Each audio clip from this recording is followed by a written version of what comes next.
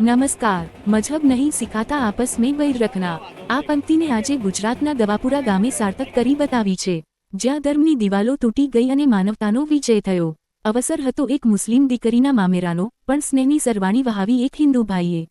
દવાપુરા ગામમાં આજે કોમી એકતાનું એવું દ્રશ્ય જોવા મળ્યું, જેણે જોનાર દરેક વ્યક્તિની આંખો ભીની કરી દીધી।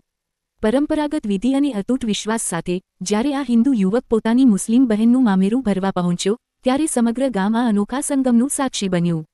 અહીં માત્ર ભેટ સોગાદો નહોતી, પણ વર્ષોનો અતૂટ ભાઈચારો હતો।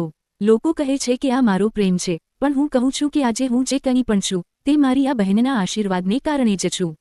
મારા માટે ધર્મ પછી છે, પહેલા મારી બહેનનો સંબંધ છે। આ પ્રસંગે હિન્દુ હોય કે મુસ્લિમ, આખું ગામ એક પરિવાર બની ગયું। વડીલોના આશીર્વાદ અને યુવાનોના ઉમંગ વચ્ચે દવાપુરાએ સમગ્ર દેશને સંદેશ આપ્યો છે કે પ્રેમની કોઈ ભાષા નથી હોતી અને સ્નેહનો કોઈ ધર્મ નથી હોતો। ધન્ય છે આ ભાઈ બહેનનો પ્રેમ અને ધન્ય છે દવાપુરાની આ ધરતી, જેણે કોમી સૌહાર્દનું જીવંત પ્રતીક બનીને સમાજને નવી રાહ ચીંધી છે। ગામ દવાપુરાથી મારું નામ મહેશભાઈ કનુભાઈ ઠાકોર છે। અમે 2003થી, મારે બેન તો નથી, છતાં અમે આની મિત્રતા હતી પહેલે, પણ એમના ઘેરથી મેં બેન બનાવી હતી। એટલે બેન બનાવી ત્યારે મારી પરિસ્થિતિ બહુ ગંભીર હતી। એવું કે જ્યારે 10 રૂપિયા મારી ખિસ્સામાં નહોતા, ત્યારથી એવી પરિસ્થિતિ મેં બેન બનાવી હતી। ત્યારે મેં એમને કોઈ વાયદો નહોતો કર્યો, છતાંય આજે ભગવાને મને ઘણું આપ્યું। એ વાતના કંઈક ઘણા વર્ષો થયા, છતાં ભગવાને ઘણું આપ્યું। એટલે મેં એમને જ્યારે અમારી ભાણીનું લગ્ન આવ્યું, ત્યારે મેં એમને વાયદો પાક્કો કરી નાખ્યો કે મારાથી ગમે એટલું બનશે અને સારું જ બનશે।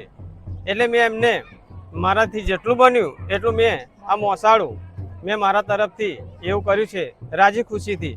અને અમારા ગામ દવાપુરાની અંદર એવું છે કે હિન્દુ મુસલમાન એવી એકતા છે કે જ્યારે ભાઈચારો એવો છે કે જ્યારે કોઈ અમે ભેદભાવ રાખ્યો નથી। ગમે એના ઘરે પ્રસંગ હોય તો હળીમળીને ભેગા થઈએ છીએ અને અમારે બહુ ખુશાલથી રહીએ છીએ। ગામમાં કોઈ તકલીફ નથી, એકબીજાના પ્રસંગમાં પણ અમે જઈએ છીએ। એટલું મારે આટલું કહેવું છે બસ। આ મારી બેન હાજરાબાનું બેન છે મારી, અને આ છે મોમેડન અને હું છે હિન્દુભાઈ। પણ અમે બે એવી રીતે જ રહ્યા, જ્યારે સગા ભાઈબંધ હોય, સગા ભાઈ બહેન હોય એ રીતે અમે અત્યાર સુધી રહ્યા। અને કોઈ દિવસ અમે પણ એવું નથી લાગ્યું કે એને ભય નથી, કે મને એવું નથી લાગ્યું મારી બેન નથી।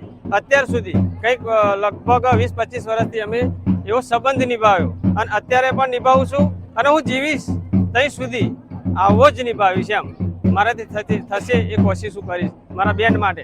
હજુ પણ ભાણી છે, ભગવાન ઘણું આપશે મને અને હું પણ કરીશ, અને એવી કોમી એકતા હું રાખીશ। બસ, જય હિન્દ, જય ભારત।